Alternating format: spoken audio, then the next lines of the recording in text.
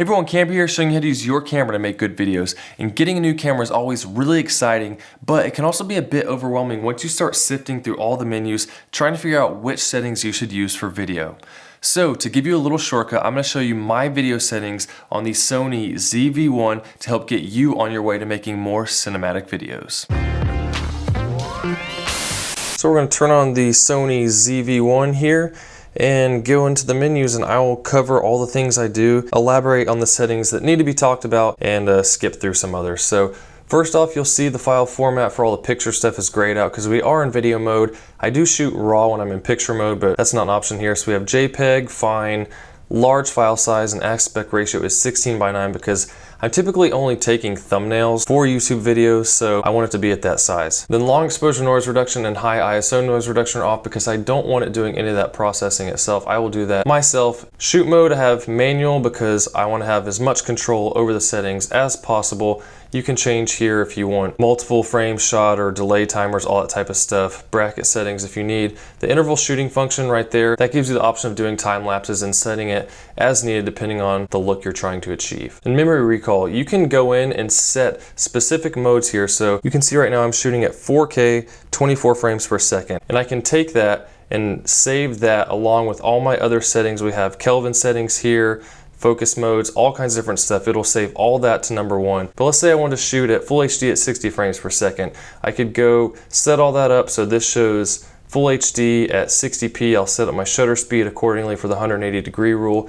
And then I could go to number 2 and set it to that. And then if I wanted 120 frames per second, I could set it to 3. And you can do multiple settings there, so you can quickly go in and select those modes without having to go through your settings and changing everything. Then focus mode is continuous autofocus. I typically almost always use wide. Face eye autofocus set. We have on, human, auto, on, and on.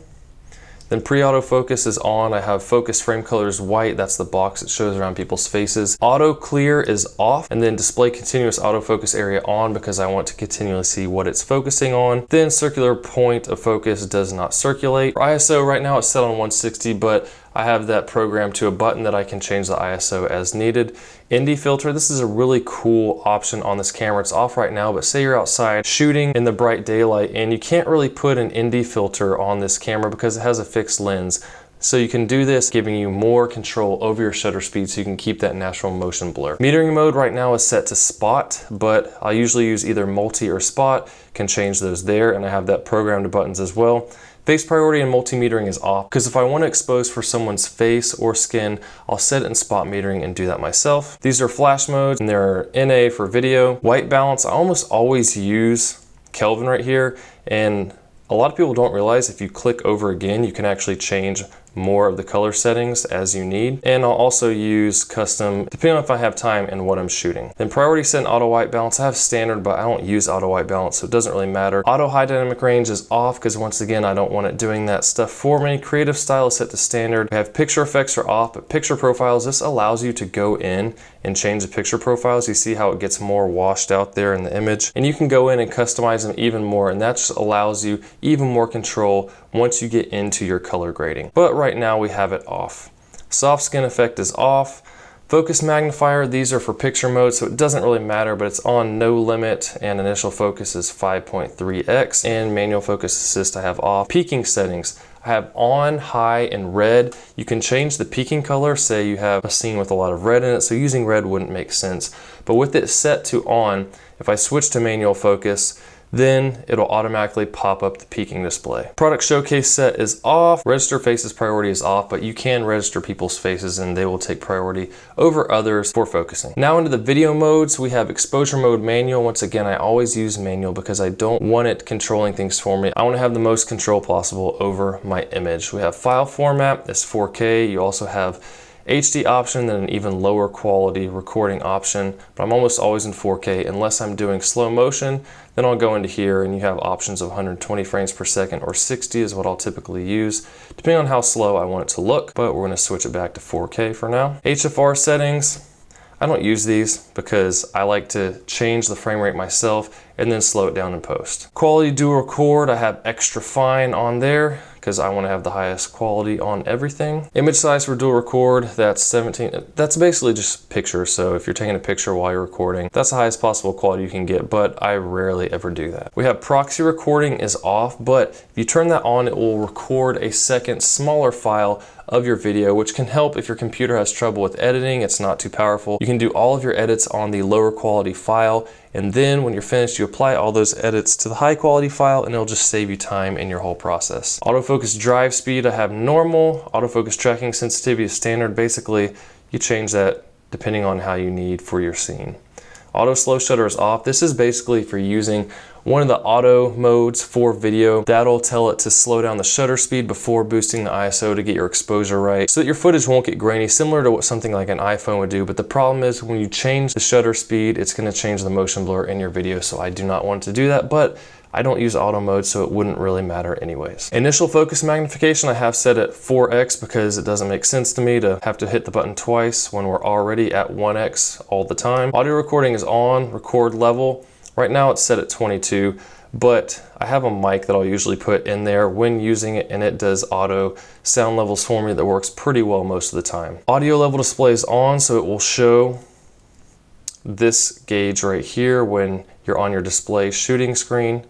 And then wind noise reduction I have off. Steady shot is set to standard, but you can go to active. And that will make it even more stable, but it will punch in some. But it can actually be good if you want to get a closer in shot because the minimum aperture does go up as you zoom in on this camera. Marker display I have set to off, but if you turn that on, you'll see we have these lines right here, and that is the 235:1 aspect ratio. So you can frame your shot based on the 21:9 aspect ratio, and there's lots of other options right here that you can make sure you're framing according to those and then change your aspect ratio in post. Then you also have different options for safety zones and guide frames. I have record lamp on because I want as many indications as I can that I'm recording, because I have forgotten many times and it's frustrating. Movie with shutters off, USB streaming, I don't ever use that. Shutter type is auto, release without card enable, and steady shot is on. Zoom settings, so clear image zoom. We have optical zoom only, which there's a lever here on the front that allows you to zoom in and out with the fixed lens on this camera.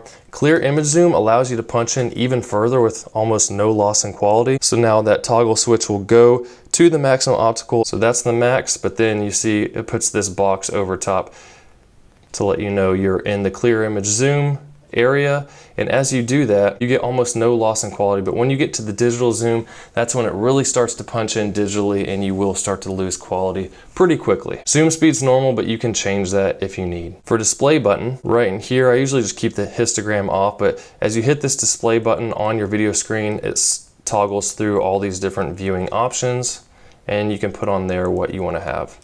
Zebra settings I have off and 100+%, but when it's on, basically that'll give you those hash lines for anything that is overexposed in your image. Grid line, I always use the rule of thirds grid to help framing shots. Exposure set guide off. Auto review off. Now custom keys, this is what's important with these Sony cameras. I don't use it for the picture modes, but for video mode, we go in here. Number 1 is metering mode, so I can switch quickly between that spot or multimetering. White balance is the middle button, click that. Can change my Kelvin or one of the other settings if I want. Audio record level is the left one. ISO is the right. An ND filter, I have this top C1 button, so I can activate that ND filter quickly when I'm outside. So then we have the function menu here, because there are limited options for customization on this camera. Go down here to the video one, I have ND filter, the focus mode, the grid line, audio record level, the marker display, so I can quickly turn on those aspect ratio lines, steady shot settings, peaking display and peaking level, zebra level and zebra display, gamma display assist, which I'll cover in a minute, that goes along with your picture profiles. Function of touch operation, we have touch focus, which allows you to touch something, it'll focus, touch something else, it'll rack focus to the other object. But if you go to touch tracking, it'll allow you to touch something on your screen and then it'll track that object throughout your frame, which is very useful for moving subjects. Movie button always, so it always records up there. Audio signals have on and all. And then here, I don't really do a whole lot in this network except make sure the airplane mode is on, and then Bluetooth settings are off, because I don't want it searching for settings or sending out any signals it doesn't need and wasting battery. Same here with the playback. You can just set this as you you want for playing back images and videos, but I don't mess with any of those. Then here, monitor brightness, I like to turn all the way up. Gamma display assist is off right now, but if you turn these on, it puts a LUT over top your image. So if you're using a picture profile that does have that washed out look, this will help you in seeing what the image could look like and helping you with getting your white balance right as well as exposure when you have a really washed out image and it's hard to tell. But right now it's off because I don't have picture profiles on. Volume settings, I have it playing back at 11. Tile menu, you can change the menu setup. I just want it off. For delete confirm, I put delete first so I don't have to hit multiple buttons when I want to delete something. I have auto monitor off or does not turn off. Power save start time is 5 minutes. Power off with monitor is off. Auto power off temp is high. So essentially if it's at standard, if it's really hot out and the camera's been on a long time, it's gonna shut down. This will shut down at a lower temperature, so I put it on high so it will last even longer. When you do that, it gives you a little warning here, letting you know. Touch operation I have on because need it on to work. HDMI settings, this just depends on what kind of setup you have, what kind of external monitor, if you're using one and what you need. USB connection is auto. We have multi on for power. Format here, so you can format your memory cards here, set them up to be used properly on the camera, but be aware it will delete everything on the memory card. Here we have file folder settings and names, all that kind of stuff. I don't mess with that, but if you want them named a specific way, you can do that. You can check the version for updates and reset your settings. And then what I like on these cameras is the custom menu here, because as you saw, there are a lot of options in all of these menu settings, and this allows you to put the most important things here that you can access quickly. So I always start with formatting so I can format my cards quickly, then 4K or Full HD, frame rates, and customizing those settings to the memory buttons and then accessing them. We have function of touch operation so I can change between touch focus and touch tracking quickly. Picture profiles with the gamma display go together. The autofocus drive speed and tracking sensitivity levels, zebra and peaking settings. This is for the time-lapse settings. Then I have steady shot with marker display and settings, and then the zoom settings and speed. And after that, you have more options if you want to keep making more settings in your My Menu setting. But for me, those are all of my cinematic settings for the Sony ZV-1. And I want to make it very clear that there is a lot more that goes into making a video look cinematic than just these settings on your camera. However, getting these video settings right is the first step in that process. And I have lots of other videos and playlists on the channel teaching you things like lighting, framing, and a whole lot more that will help you improve your skills even faster. I also have a private Facebook group linked below where I and other people can help you learning and answer your questions. So if this video is helpful, please hit that like button, subscribe with the bell for notifications on future videos, and I will see you soon.